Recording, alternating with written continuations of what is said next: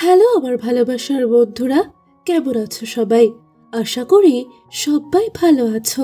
তোমাদের জন্য আরও একটা নতুন ভিডিও নিয়ে আসলাম। আজ তোমাদের শোনাবো আমার ড্রাইভারের সাথে আমি কিভাবে খেলা করেছিলাম সেই মজার ঘটনা। বন্ধুরা, ঘটনাটি শুরু করার আগে ছোট্ট একটি অনুরোধ, ভিডিওটি শুরু থেকে শেষ পর্যন্ত দেখুন। আশা করি অনেক মজা পাবেন।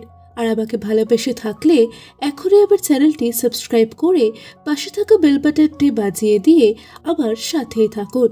বন্ধুরা, আমার নাম লিমা, বয়স 30 বছর। আমার স্বামী টাকা পয়সার অভাব নেই, কিন্তু তার অভাব শুধু সময়ের। এদিকে আমার চাহিদা একটু বেশি, তাই সুদর্শন কাউকে দেখলে নিজেকে সামলাতে পারি না। একদিন আমি আমার পুরনো ড্রাইভারকে নিয়ে একটা শপিং মলে যাই। আমি আমার এই ড্রাইভারকে অনেক দিন ব্যবহার করেছি। তো শপিং মলের সামনে পাশের গাড়িতে একটা হ্যান্ডসাম ড্রাইভার আমার চোখে পড়ল। আমি আমার গাড়ির ড্রাইভারকে গাড়ি থেকে নেমে একটা চিপস আনার জন্য টাকা দিয়ে বললাম, যাও একটা চিপস নিয়ে আসো। সেই সুযোগে পাশের গাড়ির ড্রাইভারকে হাতের ইশারায় ডাকতেই সে আমার কাছে চলে আসলো। সেই ড্রাইভারটা দেখতে বেশ ভালো আর লম্বা।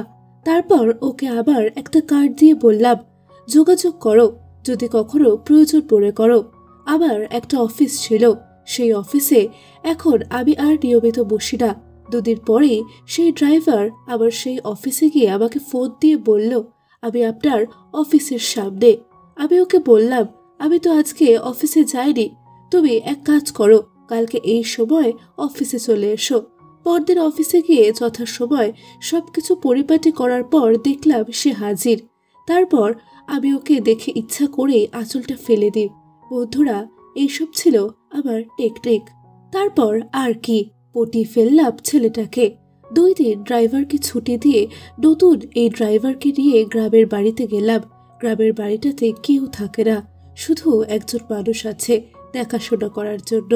সেখানে পৌঁছানোর পরে সেই লোকটিকে বললাম, দাদা বাজার থেকে কিছু নিয়ে আসো, আজকে এখানে থাকতে হবে আমার।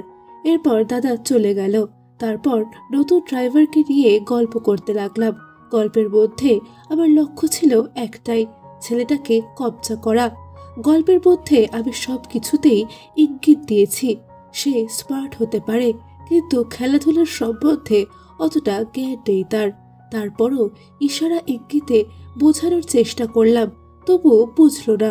তারপর আমি ওর পূর্বের ইতিহাস সম্পর্কে জানার চেষ্টা করলাম। ওকে প্রশ্ন করে বসলাম, আচ্ছা তুমি এ পর্যন্ত কয়টা প্রেম করেছো? ছেলেটা তো একদম লজ্জায় লাল হয়ে গেল।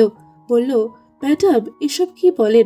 আমি বললাম, আমিও তোমার প্রেমে পড়ে গেছি, আর তোমার গার্লফ্রেন্ড নেই এটা আমি মানতেই পারছি না। এটা বলে আমি একটা পুচকি হাসি দিলাম। এই বয়সে এসেও আমার হিংসা হচ্ছে তোমাকে দেখে। ও বলল, আচ্ছা ম্যাডাম, আমাকে এত দূর নিয়ে আসলেন আর এসে তো বসে আছেন, আপনি এখানে কি কাজে এসেছেন? আমি বললাম, তোমার ড্রাইভারি পরীক্ষা করার জন্য। ভাবলাম তোমাকে পার্মানেন্ট রেখে দেব, যতদিন কাজ করতে পারো।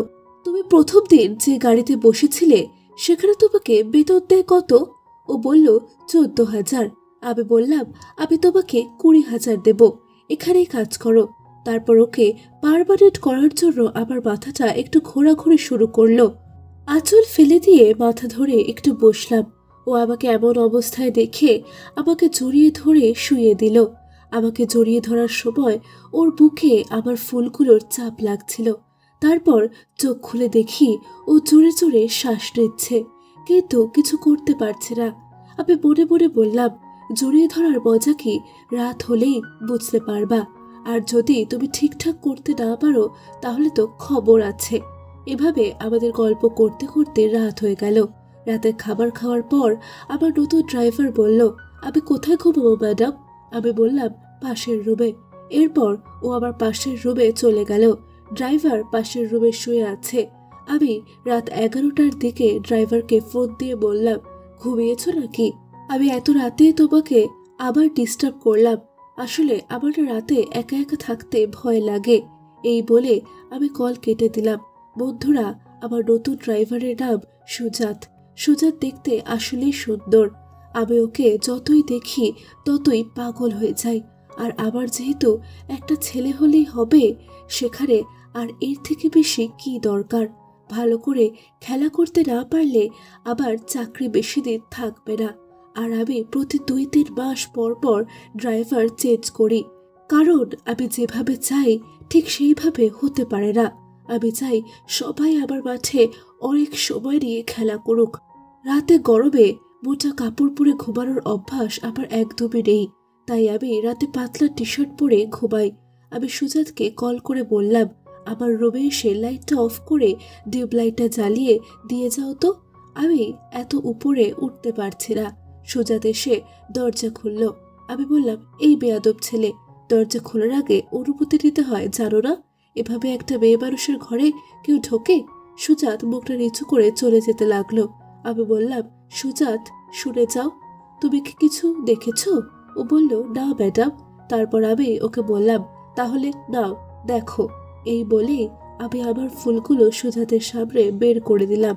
সুজাত বলল, না ম্যাডাম, আমি দেখতে পারবো না। তারপর আমি ওর কাছে গিয়ে বললাম, আচ্ছা তুমি কেমন ছেলে রে? এত সুন্দরভাবে আমার ফুলগুলো তোমার সামনে উপস্থাপন করছি, আর তুমি কেন জানি কিছুই বলছো না? ছুঁয়ে দেখার ইচ্ছে হয় না তোমার? ও কিছু না বলে আমার কথা শুনে মাথা নিচু করে আছে। আমি বললাম, এত লজ্জা পাওয়ার কি আছে শুনি? এখানে তোমাকে কেন নিয়ে এসেছি তুমি বোঝনি? তারপর সুজাত ভয় ভয় আমাকে বলল, এখন কি করতে হবে আমার ম্যাডাম? লাইটটা বন্ধ করে দিয়ে যাব নাকি চলে যাব? আমি বললাম, আমার কাছে আসো আর দরজাটা লাগাও। তারপর বললাম, আমার পাশে বসে আমার হাতটা একটু মালিশ করে দাও। হাত পা কেমন জানি টনটন করে ব্যথা করছে। তারপরও আমার কথা মতো কাজ শুরু করে দিল। আমি বললাম, তুমি কি এরকম আর কোথাও কাউকে মালিশ করে দিয়েছ? ও বলল, না ম্যাডাম, এরকম চাকরি আমি আগে কখনো করিনি, আজকেই প্রথম। আচ্ছা, তুমি এর আগে কারো হাতও ধরোনি? ও বলল, না ম্যাডাম। আমি ওর কথা শুনে বললাম, তোমার জন্মটাই বৃথা। এত সুদর্শন ছেলে হয়ে কি করেছো জীবনে? আর তোমার মতো সুন্দর ছেলে হলে আমি দেখাতাম, আর এতদিন সেঞ্চুরি করতাম। সুজাত নির্বোধের মতো শুধু মালিশ করেই যাচ্ছে, ওর কোনো অনুভূতি হচ্ছে না। সুজাত বলল, হচ্ছে নাকি ম্যাডাম? আর আপনার ফুলগুলো অনেক সুন্দর। আমি বললাম, তাই নাকি? খেতে ইচ্ছে করছে নাকি? মন খুলে বলে ফেলো, লজ্জা পাওয়ার কিছুই নেই, কারণ এখানে শুধু তুমি আর আমি। সুজাত বলল, অফিসে যখন আঁচল ছাড়া আপনাকে দেখেছি তখন ইচ্ছে করছিল, কিন্তু আপনার চাকরিতে জয়েন করব বলেই কিছু করার সাহস পাইনি, যদি চাকরি হওয়ার আগে চলে যায় এই ভেবে। আমি বললাম, আরে না, ওই সব ভাবতে নেই।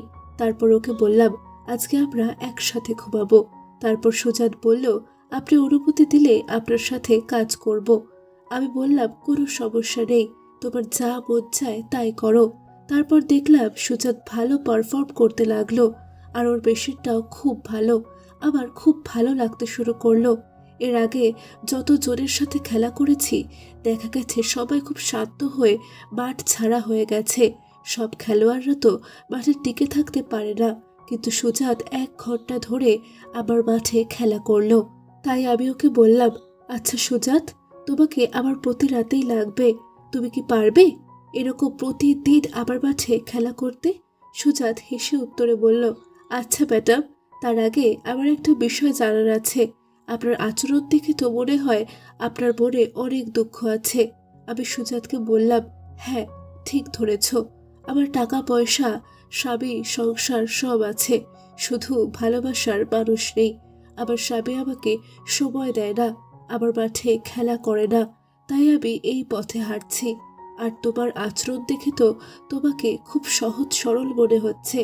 আজকের পর থেকে তোমাকে আর কিচ্ছু করতে হবে না, তুমি শুধু এরকম করে আমার গাটা একটু মালিশ করে দেবে আর অনেক সময় নিয়ে আমার মাঠে খেলা করবে। জাস্ট এটাই তোমার কাজ।